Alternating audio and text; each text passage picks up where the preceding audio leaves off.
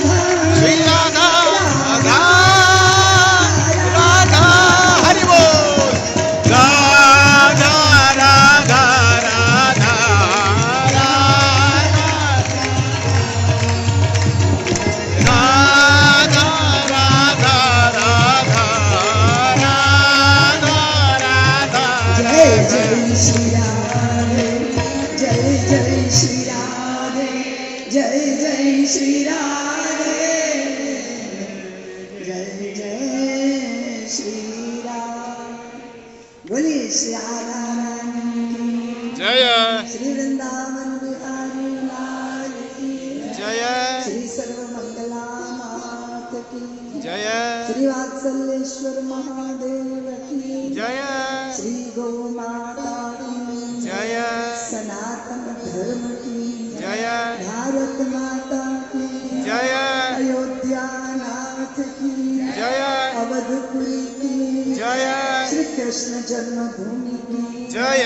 काशी विश्वनाथ की जय। अखंड भारत की जय। ओम नमः पार्वती पतये हर हर महादेव।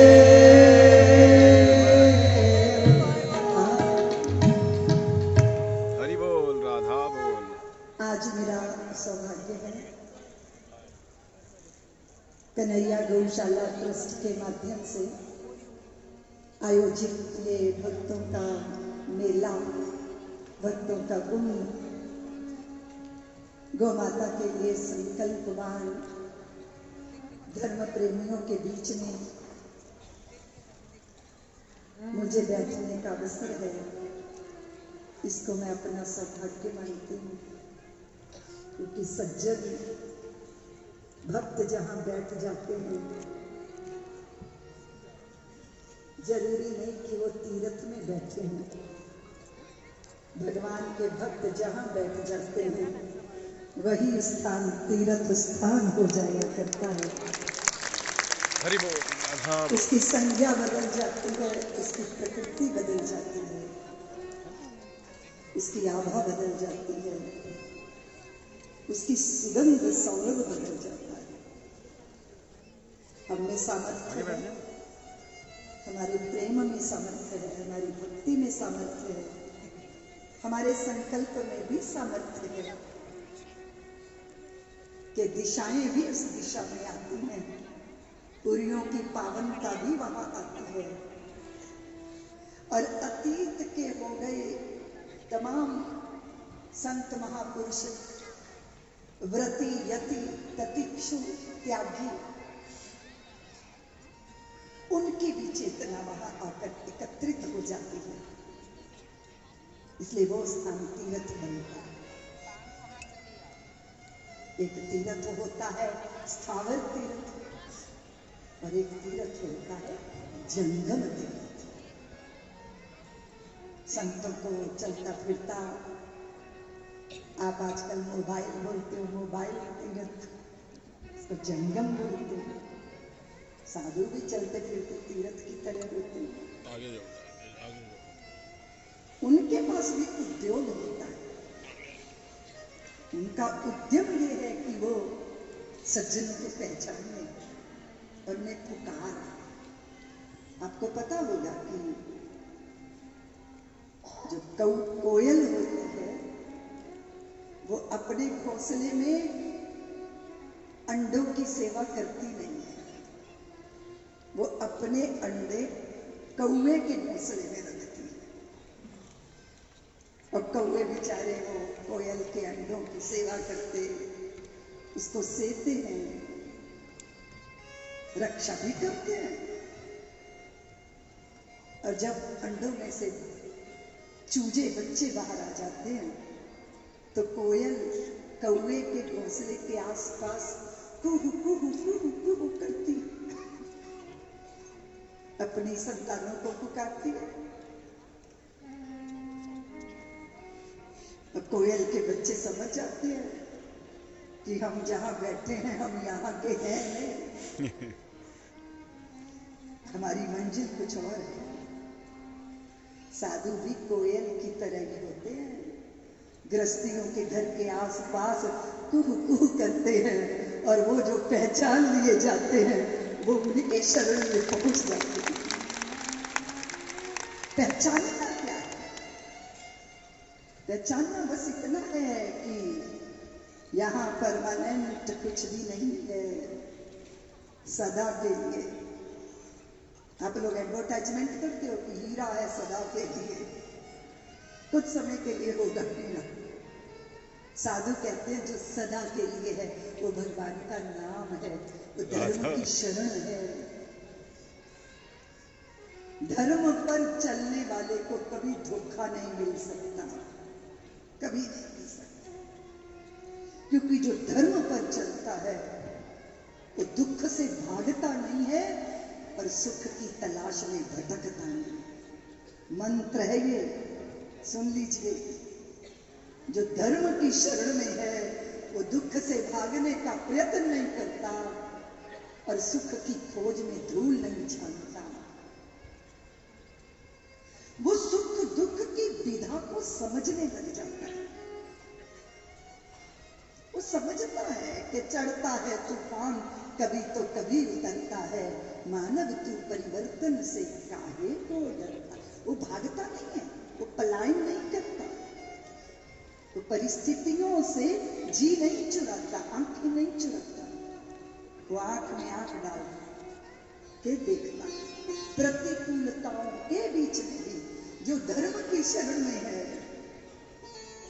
उसको विषाद नहीं हो सकता। जो धर्म की शरण में है, प्रहलाद उसकी संपत्ति है।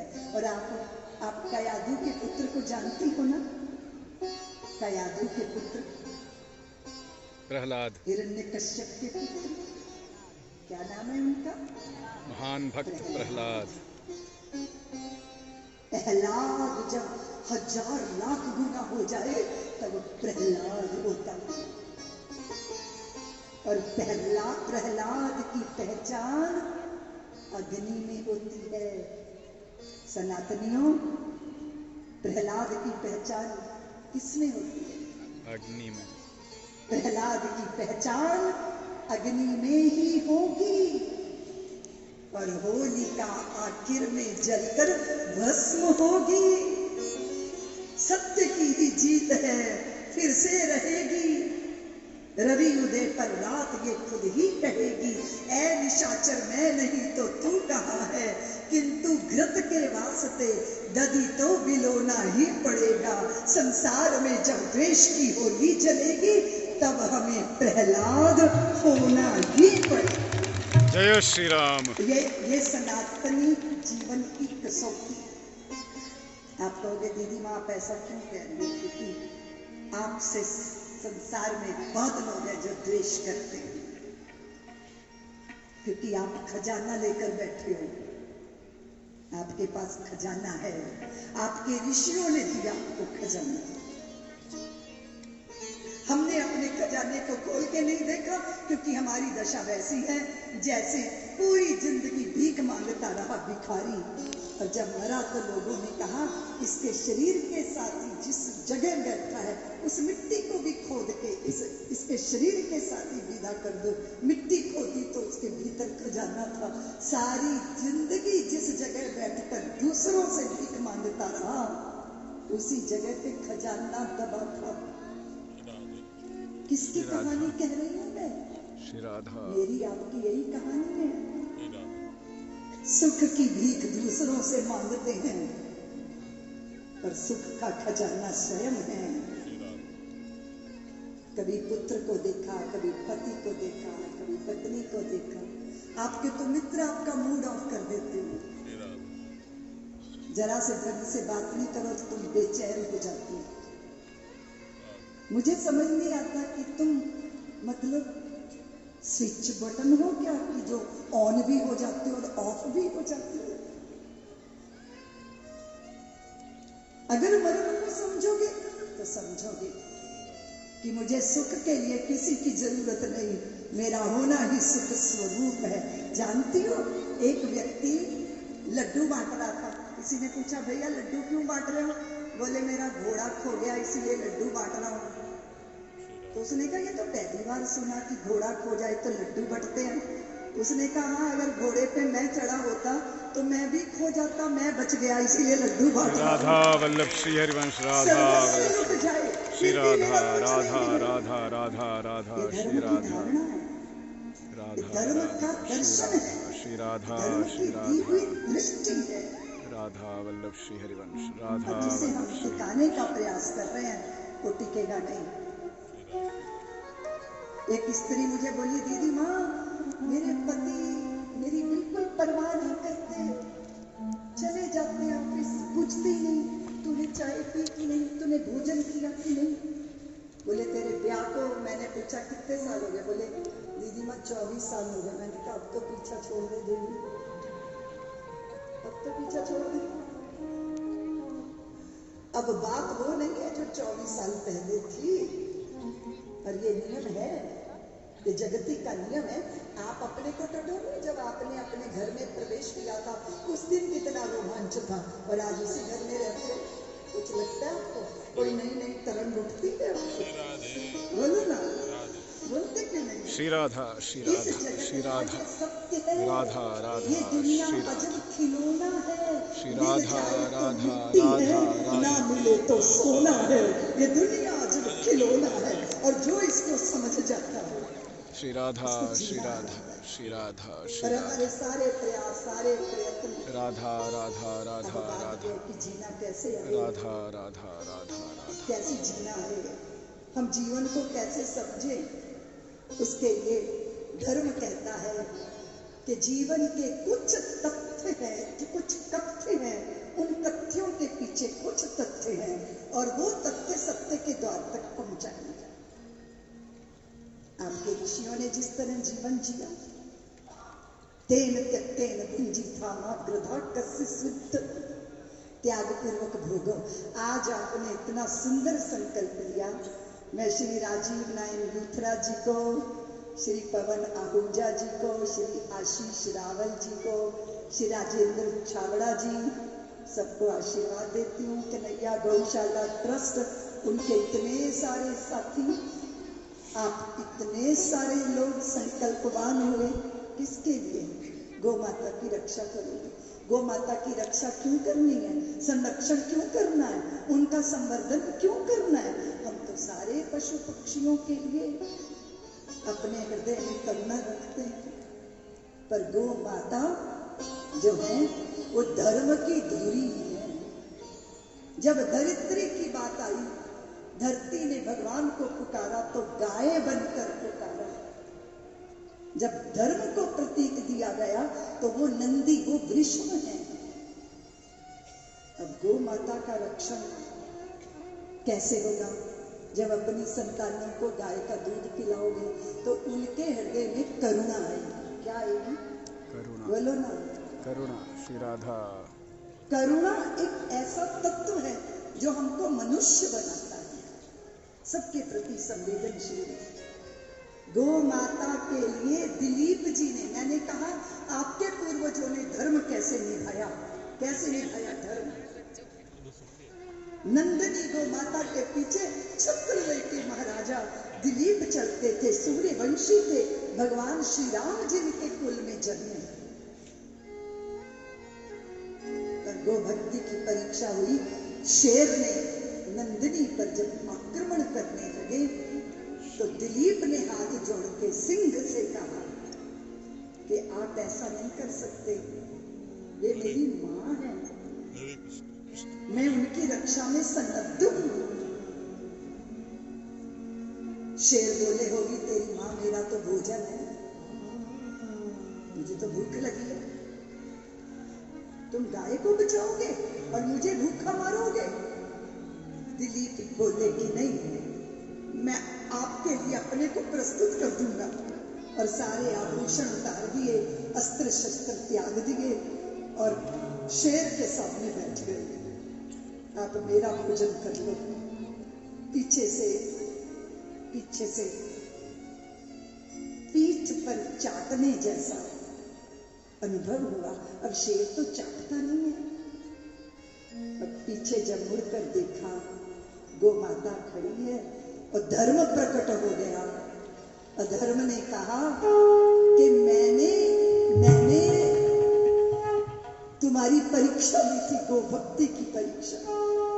नंदिनी की कृपा से दिलीप जी के यहाँ रघु हुए, रघु के अज हुए, अज के दशरथ हुए, और दशरथ के घर में साक्षात भगवान श्री राम। जय जय श्री सीताराम, जय हनुमान। अगर आपके जीवन में कोई एक सत्व आपने पकड़ा, हरिश्चंद्र का स्मरण करोगे तो वचनबद्धता का स्मरण आ जाएगा।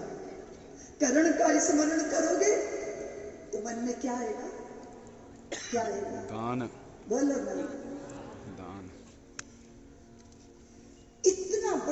जिसमें यज्ञ हुआ। और भगवान ने सबकी प्रकृति देख के सबको सेवा बांट दी।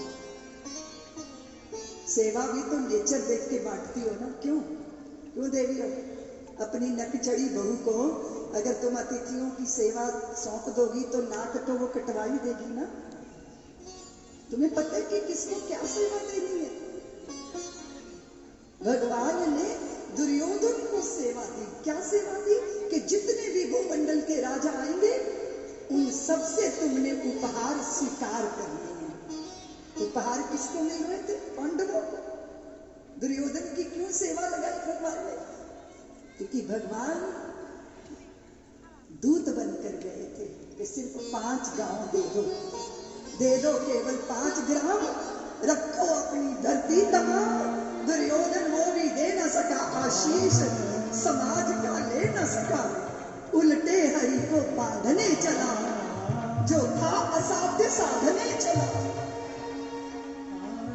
जब नाश मनुज पर आता है पहले विवेक मर जाता है। हरि ने भीषण हुंकार किया, अपना स्वरूप विस्तार किया, डगमग डगमग दिग्गज बोले। भगवान कुपित होकर बोले, तू मुझे बांधने आया है, जंजीर बड़ी क्या लाया है? जो स्वयं के मन को नहीं बांध सकता वो मुझे नहीं साध सकता। उस दुर्योधन को भगवान ने उपहार स्वीकार करने की जिम्मेदारी दी, ताकि उसे पता चले कि तुमने लात मार के जिन पांडवों को घर से निकाला था उनका वैभव देखो, उनकी प्रतिष्ठा देखो, उनका ऐश्वर्य। और भगवान ने स्वयं क्या किया? सनातनियों को सीखना तो पड़ेगा। अगर गुरुद्वारे में चले जाओगे ना तो इतनी स्वच्छता, इतनी पवित्रता, कोई नौकर चाकरों की इंतजार नहीं करता कि गुरुद्वारों की सेवा कोई नौकर चाकर करेंगे। सनातनियों, जिस दिन अपने मंदिरों को पलकों से साफ करोगे ना, वो दिग दिगंत तक विजय वैजयंती कहलाएगी।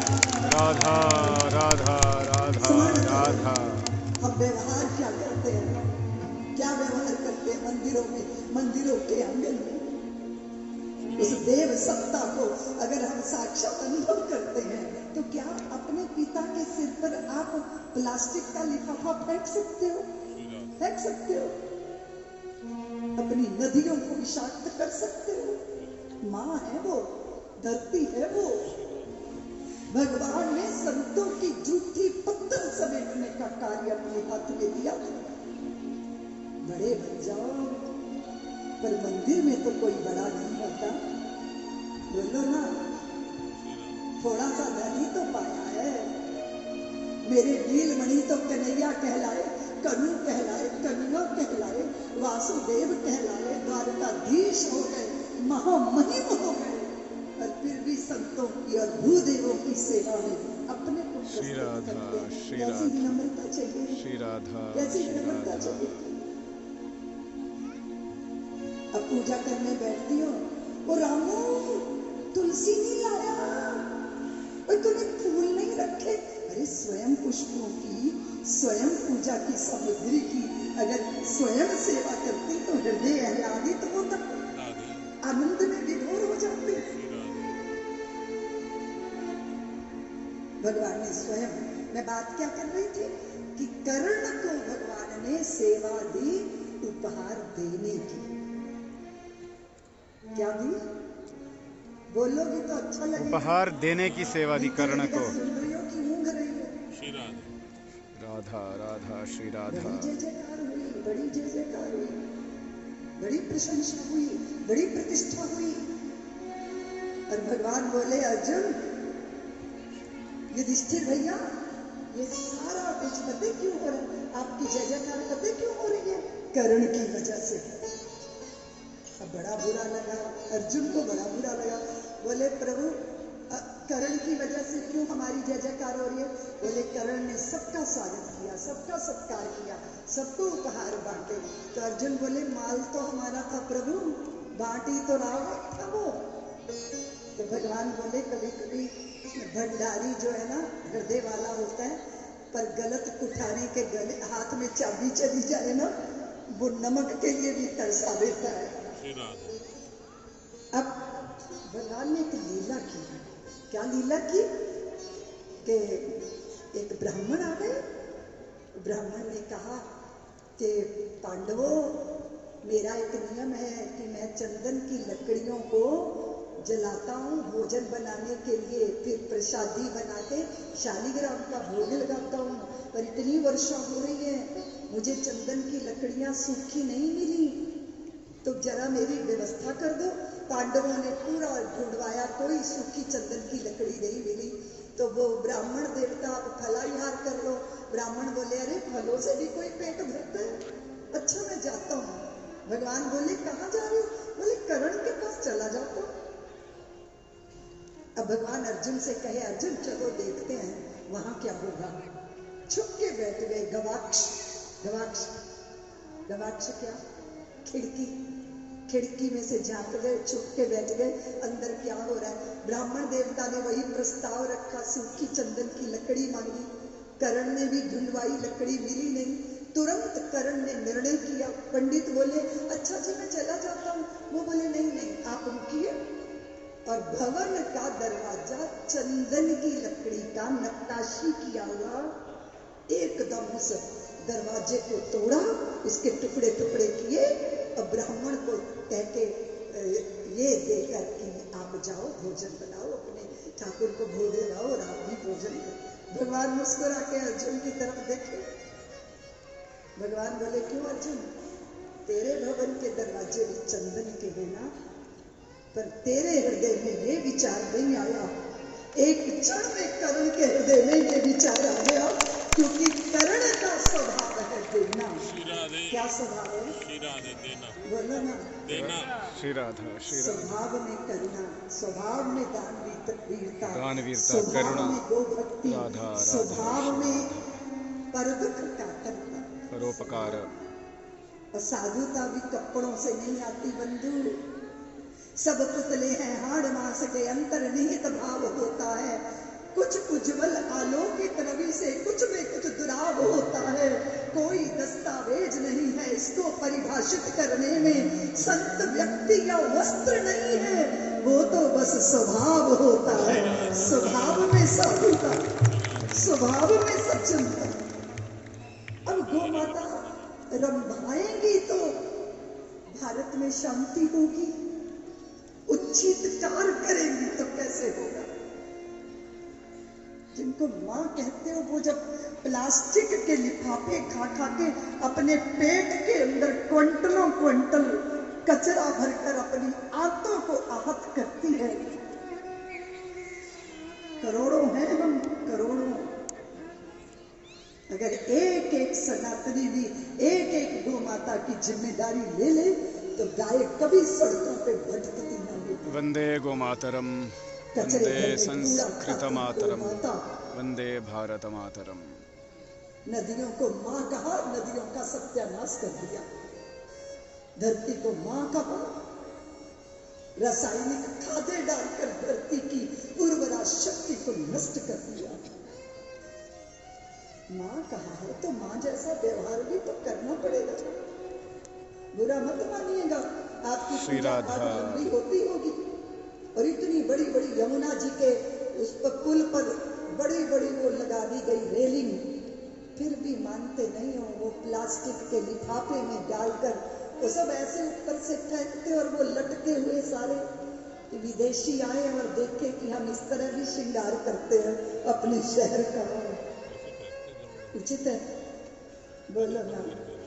मुझे लोग पूछते हैं, दीदी माँ पुण्य और पाप की परिभाषा बता दो, तो मैं एक ही बात कहती हूँ, बेहोश रहना पाप है और होश में रहना पुण्य है। जो होश में रहेगा उसके व्यवहार में कभी भी व्यतिक्रम नहीं हो सकता। इसलिए उनका पुण्य स्मरण करना बहुत जरूरी है, जो हमारे पूर्वज है, हमारे पुरखे हैं। मैं गौ संरक्षकों के बीच में बैठी हूँ, मुझे आपको उपदेश नहीं करना, क्योंकि आप तो पहले ही संकल्पवान हैं। और जो संकल्प में विकल्प नहीं होता ना, तो सिद्धि के दरवाजे तक पहुंचा देता है। आपने संकल्प लिया है, इसीलिए